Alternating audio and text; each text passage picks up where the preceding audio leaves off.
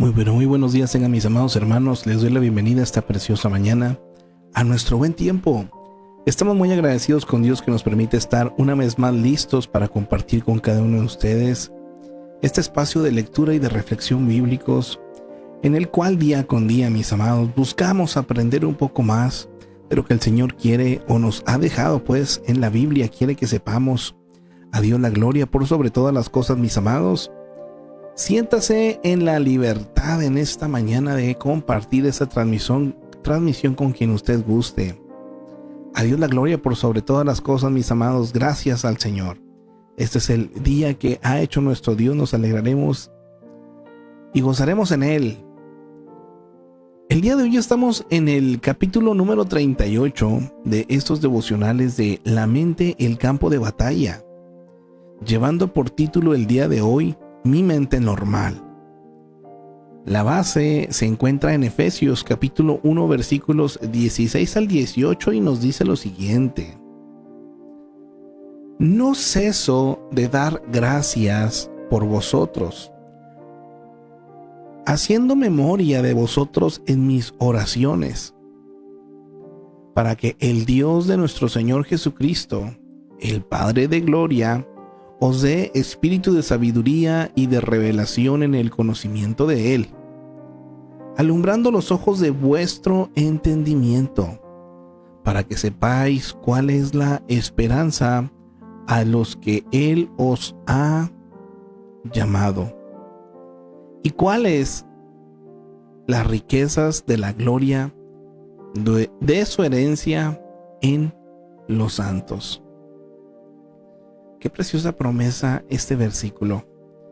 Vamos ahora a ver lo que nos dice el autor respecto a este versículo. En esta sección de Efesios es difícil de entender para muchos de nosotros. ¿Qué quería decir Pablo con alumbrando los ojos de vuestro entendimiento, según el versículo 18? Creo que se refiere a la mente, porque eso es lo que necesita ser alumbrada. Es con la mente que nos tomamos de las verdades de Dios y nos hacemos de ellas. Demasiados de nosotros tenemos dificultades en ser alumbrados porque estamos atraídos o distraídos más bien con muchas otras cosas.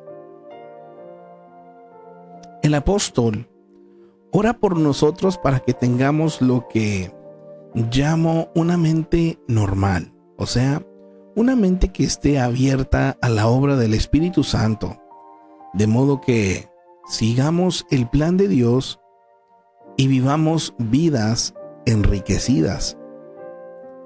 Una manera de pensar con respecto a la idea de una mente normal es considerar a dos amigas de Jesús, Marta y María. La mayoría conoce la historia de las hermanas y de la visita que les hizo Jesús a su casa en Betania. Marta corría a toda prisa por doquier, asegurándose de que todo en su casa estuviera exactamente bien, mientras que María estaba sentada escuchando a Jesús. Lucas dice que Marta se preocupaba con muchos quehaceres, según Lucas 10:40, y se quejó con Jesús de que necesitaba la ayuda de su hermana. Marta, Marta, afanada y turbada estás con muchas cosas. En el versículo 41 le dijo Jesús. Y luego felicitó a María por haber escogido la buena parte. Al pensar más bien en el incidente, caí en cuenta de que era más que Marta estuviera preocupada. Estoy seguro de que su mente saltaba por allí, asegurándose de que todo estuviera bien. La implicación es que aunque no hubiera nada más que hacer, Marta no se habría detenido para sentarse a los pies de Jesús. Estaba tan enfrascada en su ajetreo que su mente habría buscado algo más para hacer. Al parecer, las Martas están en control de nuestro mundo, ¿no es así? Las Martas son las que hacen que las cosas se hagan. Cuando no están logrando sus propias metas, al parecer le están diciendo a otros lo que deben de hacer. En el mundo actual se le conoce como multitarea, ¿verdad? Las Martas al parecer obtienen los premios y las felicitaciones. Algunas personas están ocupadas todo el tiempo. Llevan su ajetreo como si fuera una insignia, como si eso las hiciera más importantes. Su ajetreo puede fácilmente distraerlas de desarrollar una relación sólida con Dios. Son las que con frecuencia carecen de profundidad de paz y pocas veces conocen el contentamiento espiritual. Esto es, no tienen lo que Dios considera una mente normal. No es la condición en la que Él le gustaría que estuviera. Las personas que están excesivamente ocupadas muchas veces no pueden dormir siquiera cuando se acuestan en la noche. Están repasando mentalmente las actividades del día o están haciendo la lista mental de las tareas para el día siguiente. Este no es el estilo de vida al que nos llama Jesús. Como creyentes, mis amados, somos seres espirituales, pero también somos seres naturales.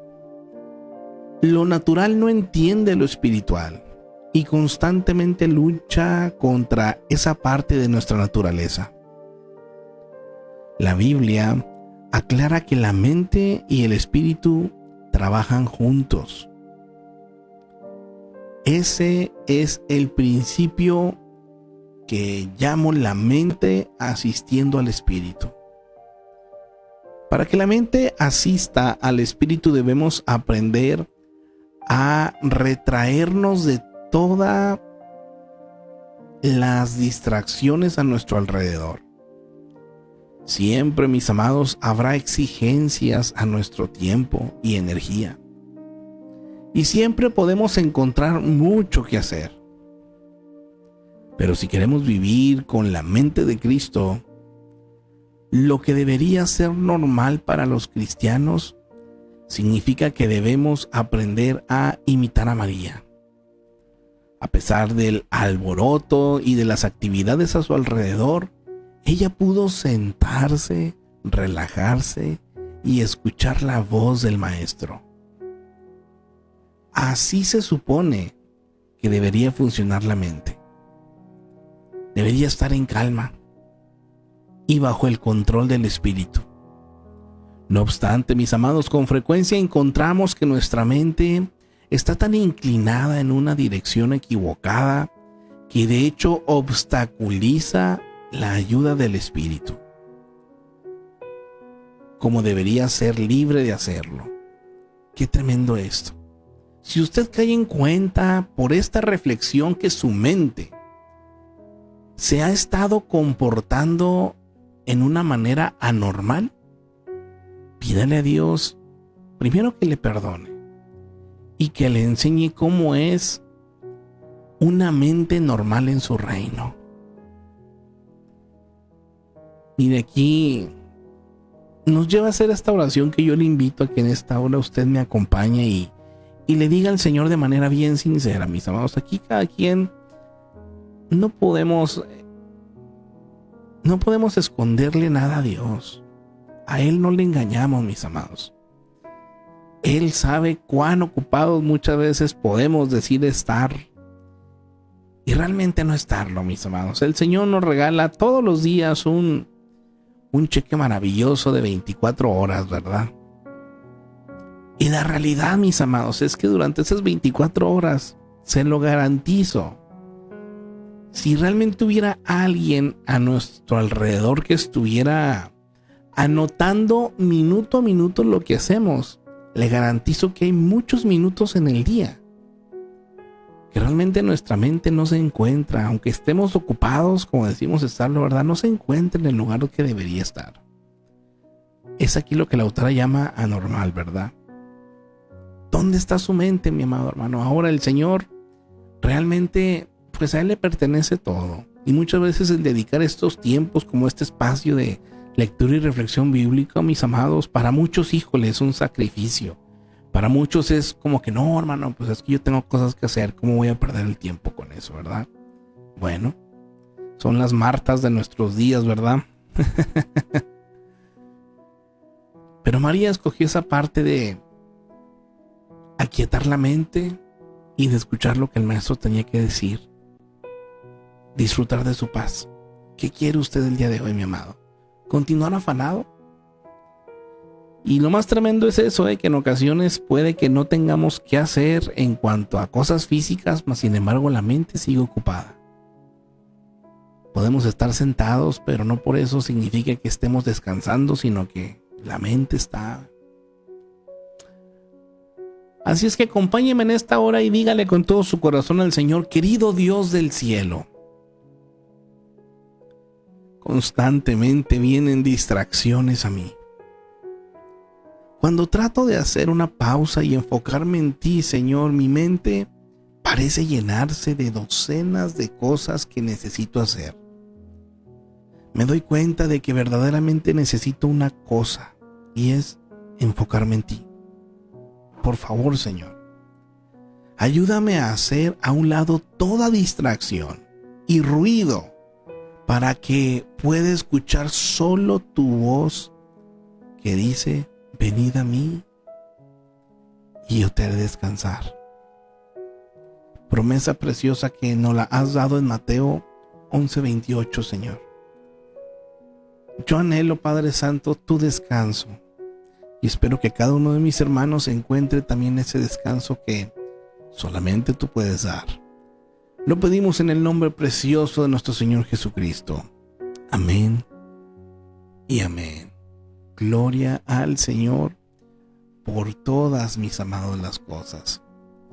Qué preciosa es la palabra. Vámonos en esta mañana, mis amados, a lo que viene siendo las observaciones para el capítulo correspondiente a este día del Evangelio de Marcos. Le recuerdo que estamos el día de hoy en el capítulo 9. Así es que en este capítulo lo que podemos aprender, o de las cosas que nos invita aquí a pensar un poquito, es lo siguiente. Número 1. ¿Quiénes subieron con Jesús al monte donde Jesús se transfiguró? Número 2. ¿Por qué Pedro dice hagamos 3 enramadas, según el versículo 6? Número 3. ¿Quiénes estaban discutiendo cuando Jesús bajó del monte? Número 4. ¿Por qué el demonio echaba al muchacho al fuego o al agua, según el versículo 22? Número 5. ¿Por qué los discípulos no pudieron sacar al demonio? Número 6. ¿Qué era lo que Jesús les decía a los discípulos mientras caminaba por Galilea? Número 7. ¿Cómo debe ser el primero en el reino de Dios? Número 8. ¿A quién sería mejor atarse una piedra de molino y echarse en el mar? Número 9. ¿Cómo debo reaccionar ante el pecado? Según los versículos 43 al 50. Reflexionemos en esta mañana, mis amados. Jesús anunció su muerte a los discípulos en repetidas ocasiones, pero ellos no entendieron porque estaban pensando en otras cosas, hablando, ¿verdad?, de los pensamientos. Ellos pensaban como ¿por qué tiene que venir Elías antes de la instauración del reino mesiánico? ¿O quién es el mayor? Etcétera. Es lo que tienen en mente. Pregunta para nosotros: ¿estoy atento a las palabras de Jesús, aunque no entienda bien por el momento? ¿O estoy demasiado ocupado pensando en mis asuntos y lo que obtendré de Dios? Del versículo 42 al 50, Jesús habla sobre cómo tratar el pecado en mi vida. Es evidente que no está hablando literalmente, sino que está diciendo que tengo que tomar decisiones y medidas drásticas en las áreas en las que peco más fácilmente. Pregunta, ¿en qué área o áreas caigo con mayor facilidad? ¿Qué medidas tangibles, claras y drásticas debo tomar para evitar volver a caer en ese pecado? Aquí nos deja un ejemplo. Por ejemplo, dejar de ver cierto programa de televisión, dejar alguna amistad, tirar alguna revista, etc.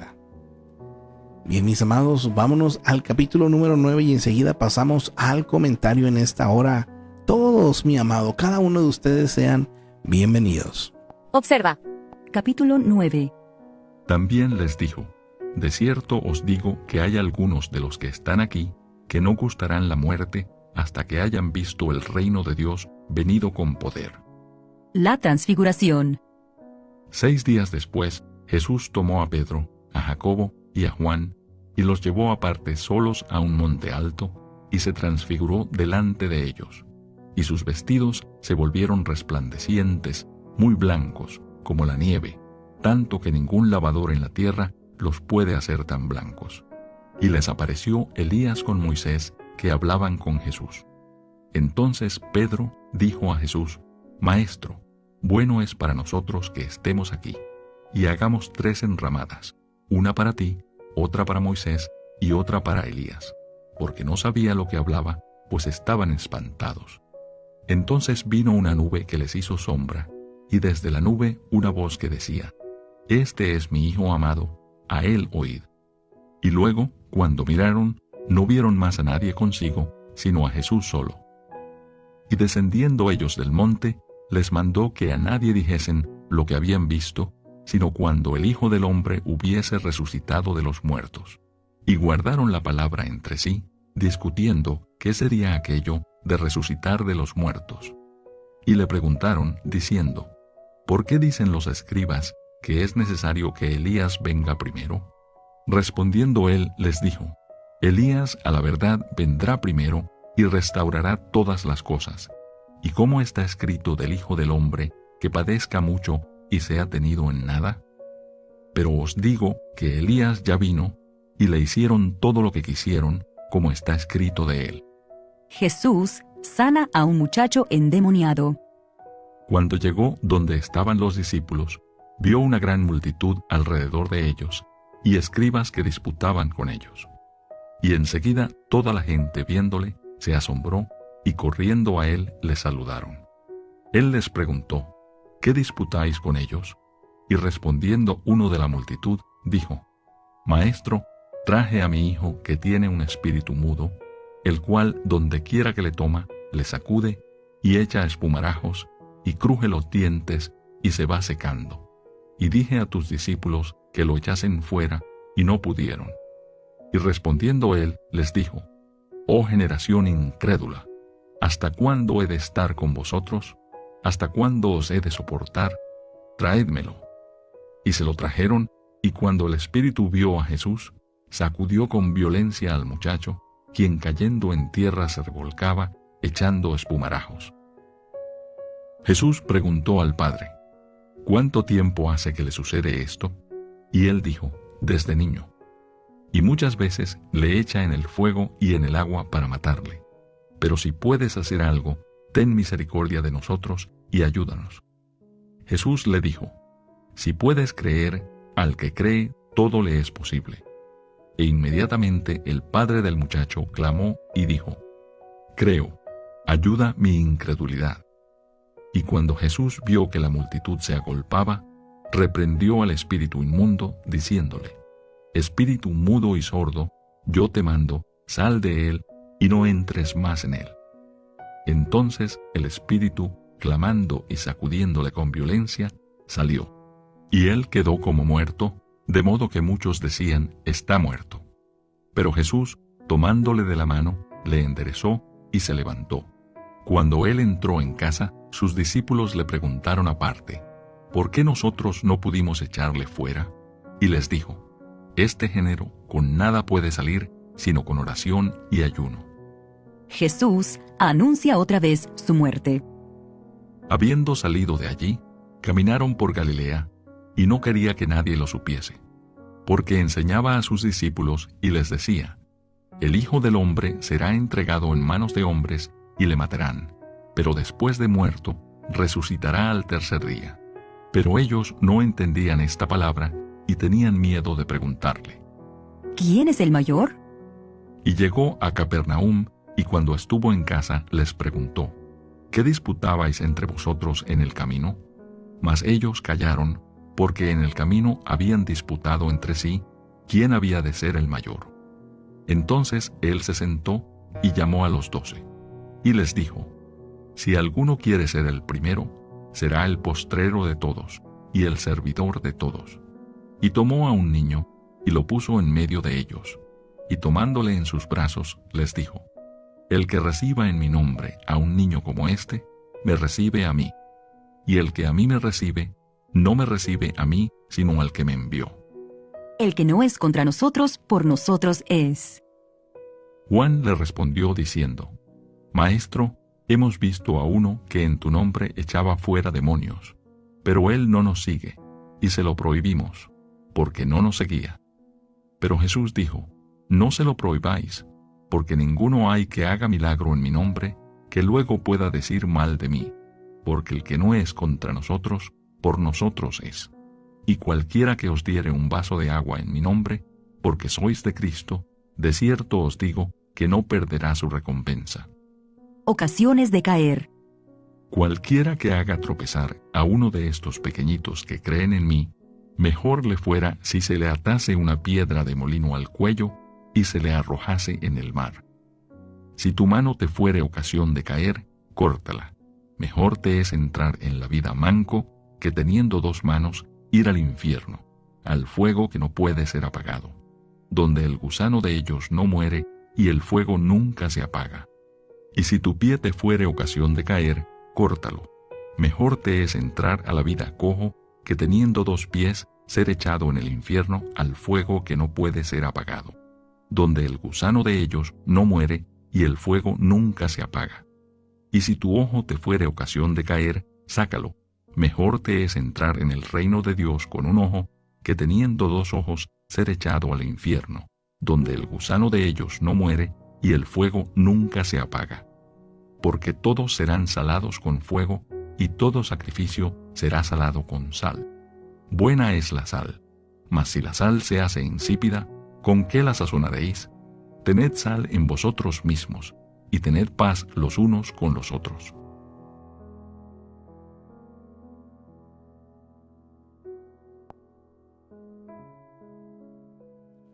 Preciosa la palabra, mis amados, me encantan. Estas enseñanzas del Señor hay bastante que pudiéramos hablar, mi amado hermano, de cada pasaje, pero bueno, vámonos ampliando un poquito más aquí en cuanto a lo que nos dice el comentario respecto a algunos versículos para responder de las observaciones que hicimos hace un momento. De estos 50 versículos que contiene este capítulo 9 podemos aprender. En el número 1 nos hace la pregunta, ¿qué quiso decir Jesús cuando afirmó que algunos de sus discípulos verían el advenimiento del reino? Hay varias posibilidades. Quizás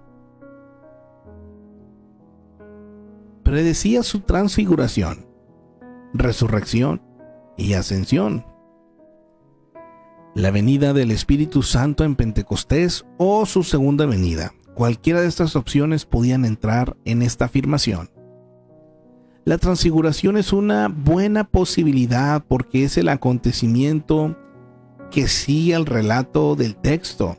En la transfiguración, en los versículos 2 al 8 del 9, Pedro, Jacobo y Juan vieron la verdadera identidad y el poder de Jesús como Hijo de Dios. Segunda de Pedro 1:16 también lo menciona. Versículo 2. No sabemos por qué escogió a Pedro, Jacobo y Juan para esta extraordinaria revelación. Quizás eran los mejor preparados para entender y aceptar la gran verdad que se les reveló.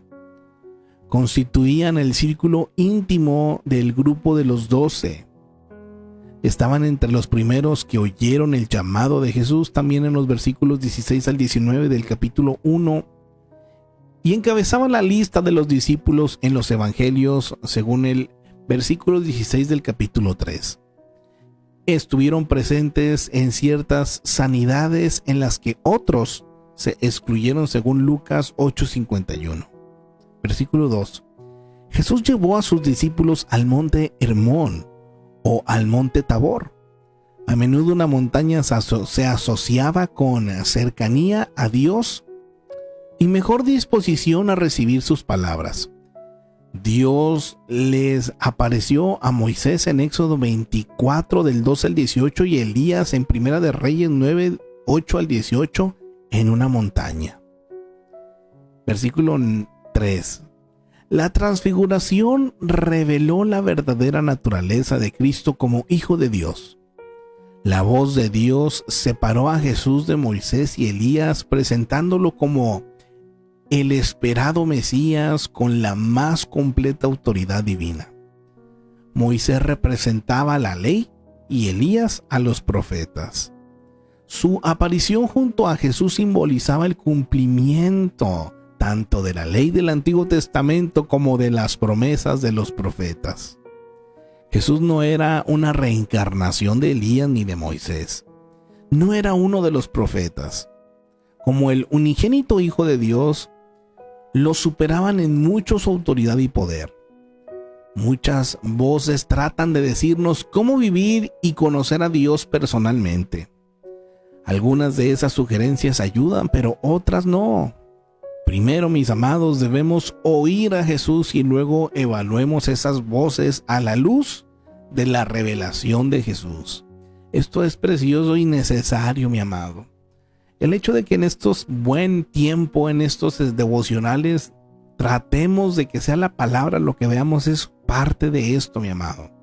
Conocer a Jesús de una manera más profunda, pero también que esto genere en nosotros, mis amados, una perspectiva correcta para luego cuando escuchamos a otras personas aún también hablar de Jesús, saber si es verdad o correcto lo que están diciendo o también tener cuidado, mis amados, porque hoy en día tristemente hay muchas personas que sacan muchos versículos de contexto y empiezan a generar doctrinas o enseñanzas que nada tienen que ver con Jesucristo. Así es que tengamos mucho cuidado y aquí la invitación es que cada uno de nosotros debemos ir, oír, encontrar, aprender de Jesús, de su palabra, y después evaluemos todo lo demás. Incluso lo que yo le hablo, mi amado hermano, tiene usted que evaluarlo a la luz de la palabra, porque aun si yo estuviera equivocado, pues la palabra misma sería la que tendría que revelar eso, ¿verdad? Así es que, mis amados, enfoquémonos en la palabra. Versículos 9 y 10. Jesús pidió a Pedro, a Jacobo y a Juan que no dijeran nada acerca de lo que presenciaron porque no los comprenderían hasta que Él resucitara. Entonces se darían cuenta que solo muriendo podía resucitar, mostrando su poder sobre la muerte y su autoridad para ser rey de todos. Los discípulos no serían testigos poderosos de Dios mientras no captaran por completo esa verdad. Era natural que los discípulos se sintieran confundidos acerca de la muerte y la resurrección de Jesús porque no podían ver el futuro. Por otro lado, nosotros tenemos la Biblia, que es la verdad total revelada por Dios. La Biblia nos da el significado completo de la muerte y la resurrección de Jesús, así es que nosotros, mis amados, nosotros sí no tenemos excusa, para nuestra, en caso de que exista incredulidad. O sea que hoy en día si hay gente que a esas alturas dice, es que yo no creo, mi amado, tiene la Biblia como evidencia completa, ¿verdad? El libro por autonomacia, el libro por excelencia, mis amados, el libro de libros, inspirado por Dios, hecho de una manera única. Así es que me encanta cómo muestra desde Génesis hasta Apocalipsis la obra maravillosa de Dios en Jesucristo. Así es que no hay excusa, mis amados. Versículos 11 al 13. Cuando Jesús dijo que Elías sin duda ya había venido, se refería a Juan el Bautista, según Mateo 17 del 11 al 13, quien desempeñó el rol que Elías profetizó. Versículos 12 al 13. A los discípulos les fue difícil entender que su Mesías tendría que sufrir. Los judíos que estudiaban las profecías del Antiguo Testamento esperaban que el Mesías sería un gran rey como David, que aplastaría al enemigo, Roma. Su visión se limitaba a su tiempo y experiencia. No lograban captar que los valores del reino eterno de Dios eran diferentes a los valores del mundo. Querían alivio para sus problemas, pero la liberación del pecado es más importante, mis amados, que la del sufrimiento físico y de la opresión política. Nuestra comprensión y apreciación de Jesús debe ir más allá de lo que Él puede hacer por nosotros aquí y ahora. Así es que, mi amado, yo sé que todos anhelamos milagros, ¿verdad? Y todos queremos las bendiciones de Dios, pero ¿sabe qué es más importante? La obra del Señor en nosotros, que en sí un milagro o una bendición. Claro. Recuerde que a los que buscan primeramente el reino de Dios y su justicia, todo lo demás les será añadido. Así es que hay un orden, mi amado. Sigamos el orden. Versículo 18. ¿Por qué los discípulos no pudieron echar fuera al demonio? En Marcos capítulo 6, versículo 13 leemos que salieron en misión a las aldeas y echaban fuera demonios. Quizás recibieron una autoridad especial para solo ese viaje, o tal vez su fe fue decayendo. Marcos cuenta esta historia para mostrar que la batalla con Satanás es difícil y creciente en conflictos. La victoria sobre el pecado y la tentación viene a través de la fe en Jesucristo, no mediante nuestro esfuerzo. Así es que, mi amado hermano, si usted ha ganado alguna victoria en el Señor, gloria a Dios, pero no baje la guardia, porque el enemigo no lo hace, mis amados. Y muchas veces el enemigo, mire, va a llegar a nosotros no de una manera grotesca o no de una manera mala en un principio. De hecho, generalmente cuando el enemigo se presenta justo así como lo hizo con Jesús, ¿verdad? Tratando de motivar ahí nuestro orgullo, tratando de que pensemos en nosotros mismos y que nos distraigamos de la voluntad de Dios. Y es allí el gran peligro, mis amados. Por eso no se descuide, mi amado, esta relación, esta fe en Jesucristo, mis amados, es la que tiene que crecer, y la obra es por Él, es de Él, mis amados, no por nuestro esfuerzo. Versículo 23.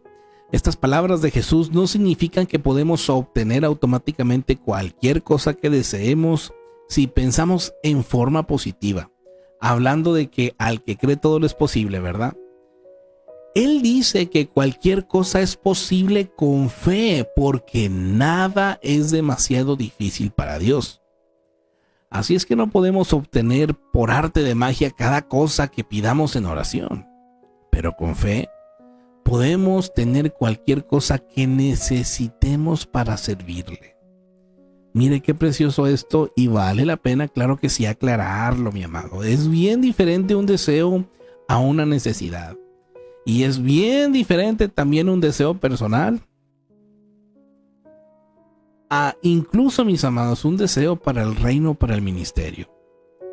Mas si es necesidad, yo creo que el Señor suple, el Señor da, ¿me entiendes? Así es que Él nos invita a que pidamos, pero que nuestro enfoque sea correcto, mis amados, también en ello. Versículo 24, la actitud de confiar, que la Biblia llama creencia o fe, según Hebreos 11:6, no es algo que podamos obtener sin ayuda.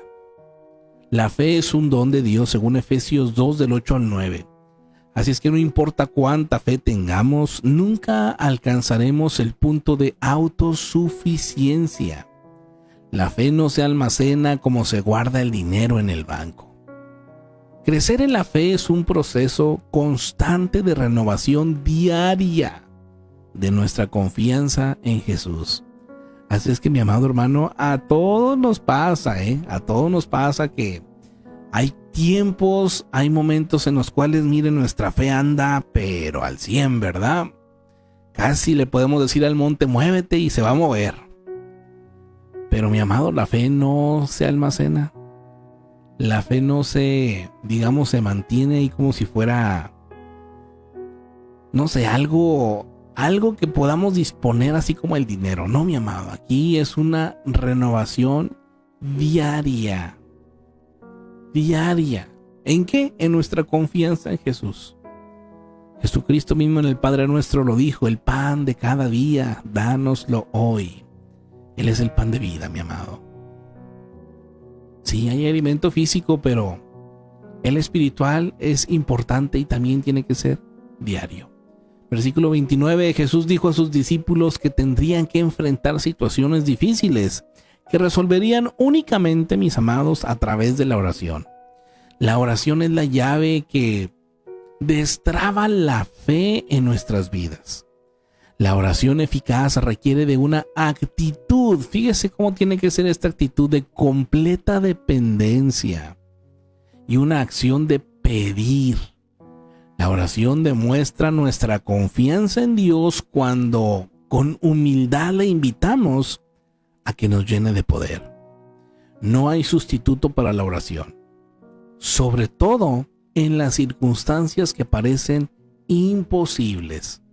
Así es que, mi amado hermano, esto es necesario. La lectura de la Biblia y la oración en el cristiano, mi amado, son las herramientas, es el alimento, el respirar.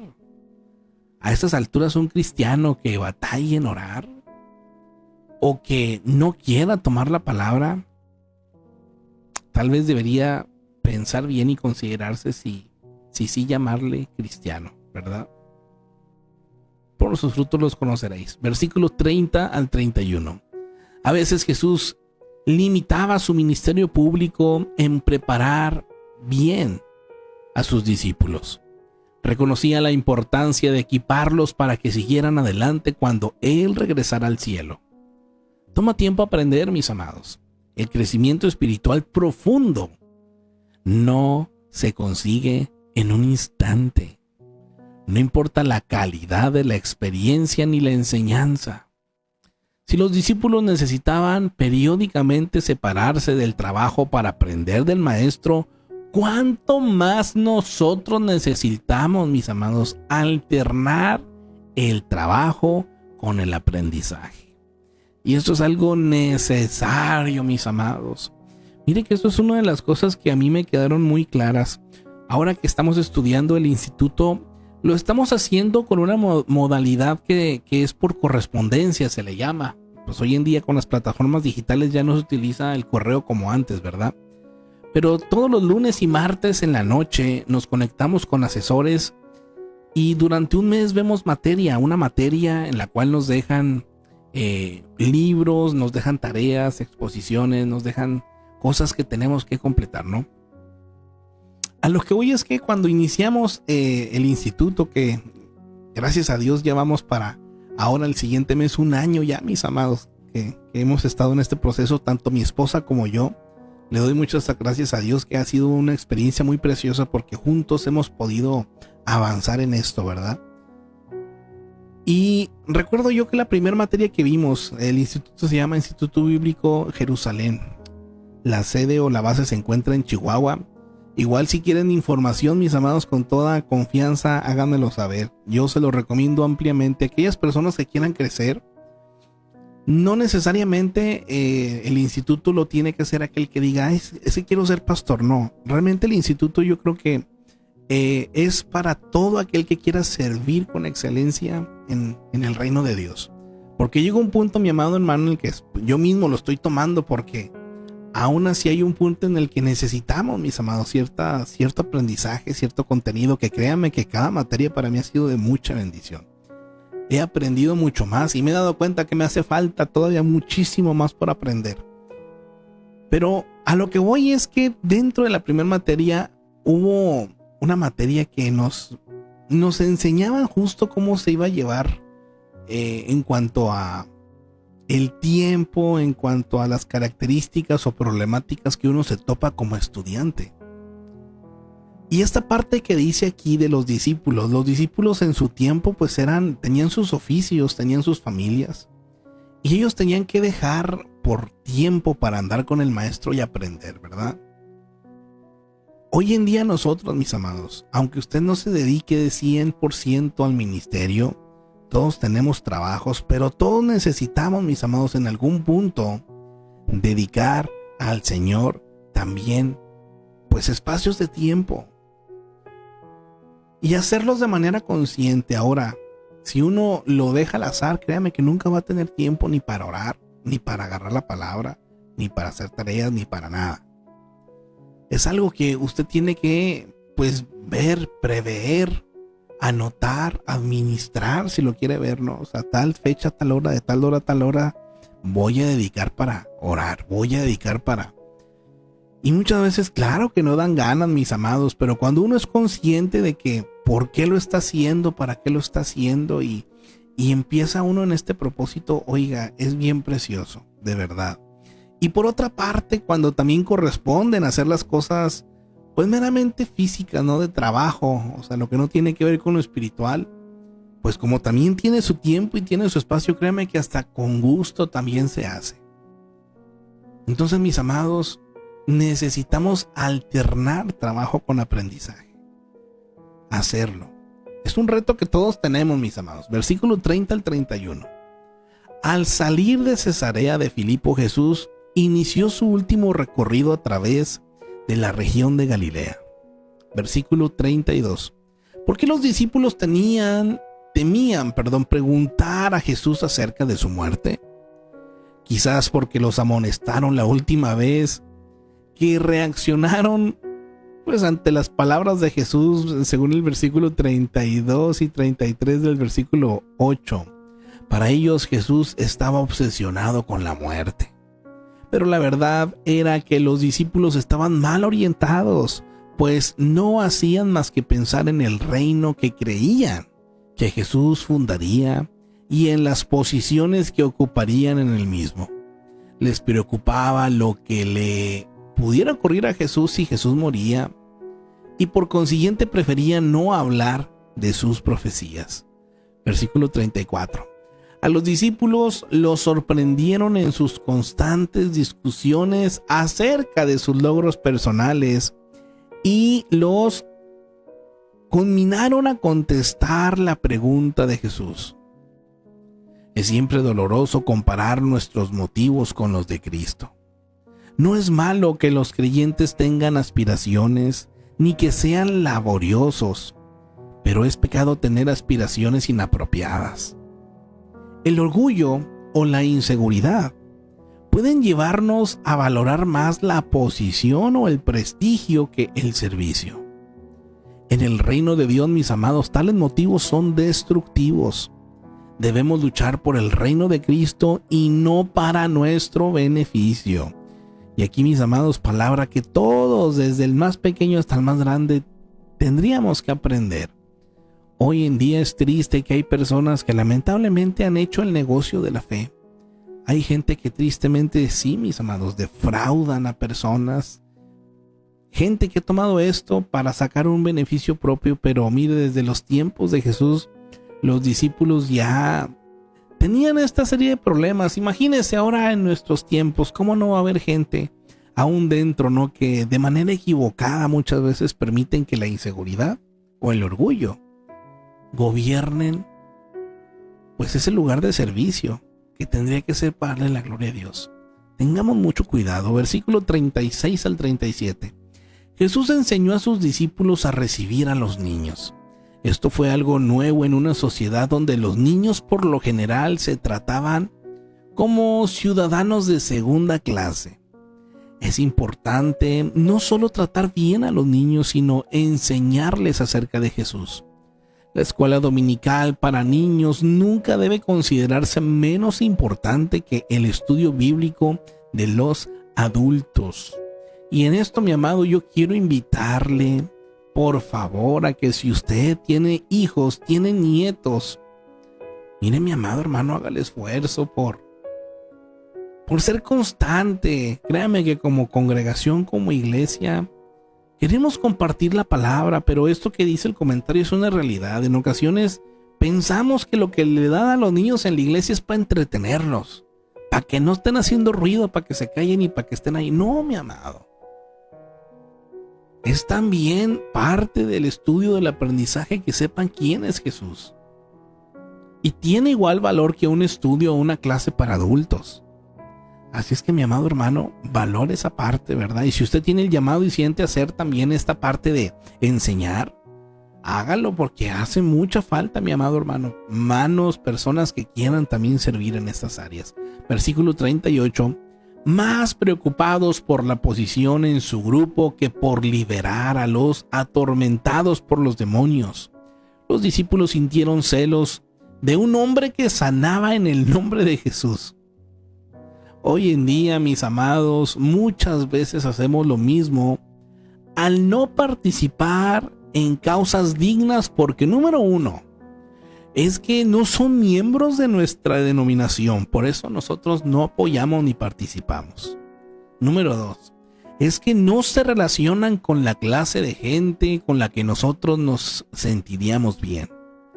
Número tres, no hacen las cosas como nosotros las haríamos. Número 4. Nuestros esfuerzos no reciben suficiente reconocimiento. Mi amado, la buena teología es importante, pero eso nunca será excusa para evitar ayudar a los que padecen necesidad. Así es que no seamos como los discípulos que se pusieron aquí celosos, ¿verdad? De alguien que estaba echando fuera demonios en el nombre de Jesús. Recuerde que los que no son con él son contra él. En lo personal, mis amados, a mí me da mucho gusto cuando el nombre de Cristo se está extendiendo, cuando las personas de una manera sincera buscan al Señor, no importando la denominación. Gloria al Señor. Al final de cuentas, cuando vayamos al cielo, no nos van a preguntar, hermano, ¿usted fue bautista, fue adventista, pentecostal? No importa, porque esas son cosas hechas por el hombre. A final de cuentas, lo único que importa es lo que Jesucristo hizo y lo que hay en nuestro corazón. Así es que, mi amado hermano, cuidado con ello. Versículo 40. Jesús no dice que ser indiferente o neutral respecto a Él es tan bueno como entregarnos a Él. Como lo explicó en Mateo 12:30, el que no es conmigo, contra mí es. No obstante, los seguidores no se parecerían ni pertenecerían al mismo grupo. La gente que está del mismo lado que Jesús posee la misma meta de edificar el reino de Dios y no debería permitir que sus diferencias interfirieran en alcanzar la meta. Jesús enseñó que gente muy diversa le seguiría y haría obras en su nombre. Todos los que tienen fe en Cristo están en condiciones de cooperar. La gente no tiene que ser igual a nosotros para seguir a Jesús. Entiéndase por favor esto, mis amados. Dice la canción, ¿verdad? En lo fundamental tengamos unidad. En lo secundario, libertad. Pero sobre todas las cosas, mis amados, que reine el amor. Versículo 41 al 42, Lucas 9:48 enseña que nuestra preocupación por otros es la medida de nuestra grandeza. A los ojos de Jesús, quien quiera que reciba a un niño recibe a Jesús. Dar un vaso de agua a alguien en necesidad es lo mismo que dar una ofrenda a Dios. Por contraste, causar daño a otros o no interesarnos en los demás, mis amados, eso es pecado. Es posible que descuidados y egoístas logren un grado de grandeza a los ojos del mundo, pero la grandeza permanente solo se mide por las normas de Dios. Pregunta: ¿qué usamos como medida de grandeza? ¿Qué, mi amado? ¿La realización personal o el servicio desinteresado? ¿Cuál? Versículo 42. Esta advertencia contra causar daño a los pequeñitos en la fe se aplica tanto a lo que hacemos personalmente como maestros y ejemplos, como a lo que permitimos en nuestro compañerismo cristiano. Miren, nuestros pensamientos y acciones deben motivarlos el amor. Primera de Corintios 13, por excelencia, nos habla que es el amor. Y debemos ser cuidadosos cuando de juzgar a otros se trata. Por ahí un domingo que yo estuve compartiendo acerca de este tema. Cuidado, mis amados, con el hecho de hablar de juzgar a otros y cómo lo hace. Mateo 7 del 1 al 5 menciona esto, Romanos 14 del 1 al 15 también. Sin embargo, tenemos el deber de enfrentar los pecados flagrantes en la iglesia. Muchas veces es necesario alzar la voz y decirle: hermano, lo que estás haciendo está mal. Y no es que lo esté uno juzgando, mi amado, sino también es necesario pues alzar la voz en estas cosas y corregir en amor, ¿verdad? Para que la persona se restaure, no para señalar, no para criticar. Amén. Versículo 43, Jesús usó un lenguaje bastante fuerte para ilustrar la importancia de quitar el pecado de nuestras vidas. La disciplina que duele es necesaria en los verdaderos seguidores. Ceder a una relación, mis amados, algún trabajo o algún hábito contrario a la voluntad de Dios pudiera ser tan doloroso como cortarse una mano. Nuestra meta máxima, sin embargo, vale todo sacrificio. Cristo es más importante que cualquier pérdida. Nada debe interponerse en el camino de la fe. Debemos ser despiadados en remover el pecado de nuestras vidas para evitar sufrir por toda la eternidad. Hay una hermanita que se congrega con nosotros, mi hermanita María. Si está escuchando esto, le mandamos bendiciones, ¿verdad? Espero se encuentre muy bien. Y mi hermanita comentaba a ella que cocinando se puso un quemón en su dedo, en su mano. Se quemó pues, por estar ahí, ¿verdad? En la cocina. Y que pues imagínense, sintió el dolor tremendo, pero que inmediatamente cuando sintió el dolor, dijo: si este dolor en mi mano ahorita pues ahora sí que me está moviendo, ¿cómo será estar en el infierno? Y que inmediatamente dijo: no, yo necesito comprometerme con el Señor y seguir adelante porque yo no quiero ir. En lo que Cristo menciona aquí, mis amados, en ocasiones hay hábitos, hay relaciones personales, hay cosas que nos alejan. Recuerde que pecado es errar al blanco. Pecado es aquello que nos aleja de Dios, aquello que daña nuestras vidas propias, daña a las personas que nos rodean. Entonces hay cosas, yo creo que aquí muchas veces lo confuso en cuanto al pecado es que nosotros tendemos a darle niveles, ¿verdad? Pensamos que matar a una persona es gravísimo, claro que lo es, pero luego pensamos que echar una mentira, como no es algo tan acá, no tiene tanta maldad. Pero la realidad es que para Dios el matar y el mentir siguen siendo igual de malos. Y pensando en esto es aquí donde Jesús dice: es preferible, ¿verdad?, que si tu mano te es ocasión de caer, córtala. Si tu ojo, por lo que estás viendo y haciéndote es ocasión de caer, sácalo. Pero aquí es a lo que se refiere, no literalmente a que se saque el ojo y eso. Que igual si fuera la razón, mi amado, también, híjole, pues lo que también el Señor está diciendo es una realidad, ¿verdad? Es preferible que entre sin un ojo, sin una mano, pero que entre al cielo. Que estar, y lo menciona más de una ocasión, el fuego que no se apaga, el gusano que no cesa, el sufrimiento que está presente. Así es que, mi amado hermano, por favor, sí considere. No es que lo quiera asustar, pero necesitamos, así como mi hermana, ¿verdad?, entrar en razón por el quemón que se dio. En estos días que también se ha sentido el calor aquí bien sabroso, platicando mi esposita dijo: hay que echarle ganas y buscar más santidad del Señor, porque si ahorita no aguanto este calor, pues imagínense cómo estará el infierno, ¿verdad? Así es que, mis amados, necesitamos del Señor. Necesitamos. Y si hay algo que esté ahí estorbándole a usted, córtelo. Que va a doler, que lo va a extrañar, que algo, mi amado hermano, hágalo, pero es preferible estar bien y seguros a dónde vamos y que es por una eternidad. Versículos 48 al 49. Con estas extrañas palabras, Jesús quiso señalar las consecuencias serias y eternas del pecado. Para los judíos, gusanos y fuego representaban los dolores internos y externos. ¿Qué sería peor? Versículo 50. Jesús usó la sal para ilustrar 3 cualidades que deben hallarse en la vida de su pueblo. Número 1. Deberíamos recordar siempre la fidelidad de Dios.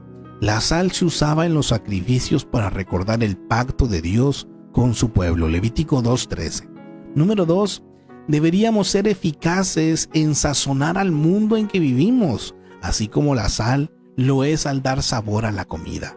Mateo 5:13. Y número 3. Deberíamos neutralizar la moral decadente de la sociedad, así como la sal preserva los alimentos de la descomposición. Cuando perdemos el deseo de dar sabor, como dice aquí, a la tierra con el amor y el mensaje de Dios, nos volvemos invisibles para Él. Y yo no quiero ser invisible. Hay que ser sal para dar sabor. Qué precioso, mis amados, la palabra para el día de hoy, sin duda. Palabra necesaria, mi amado. Espero que el Señor haya hablado en su vida, que algo tal vez lo haya movido, incluso lo haya incomodado. Si algo por ahí lo incomodó, mi amado, no soy yo. Es la palabra y es el Señor obrando y tratando en su vida. Recuerde que la palabra es viva y eficaz, mis amados, y es más cortante que una espada de 2 filos, penetra hasta lo más profundo. Más de una ocasión, pues yo creo que hay personas que se han sentido aludidas en mensajes que se pueden llegar a predicar, mi amado, pero al menos nosotros como iglesia, al menos en mi persona, nunca hago un mensaje para echarle una indirecta a alguien. No, aquí los mensajes que hablamos, los hablamos con amor y de acuerdo a la palabra, pidiéndole a Dios que nos dé sabiduría para hablar al pueblo. Así es que, mi amado, si como en este devocional, en otra palabra o en algo, de repente usted siente una palabra fuerte que lo confronta. Dicen por ahí algunos, ¿verdad? Siente las pedradonas. No es uno, mi amado. Es ahora sí que la palabra haciendo también efecto, ¿verdad? Así es que, mi amado, pues gócese en ello y disfrutemos de lo que el Señor tiene para cada uno de nosotros.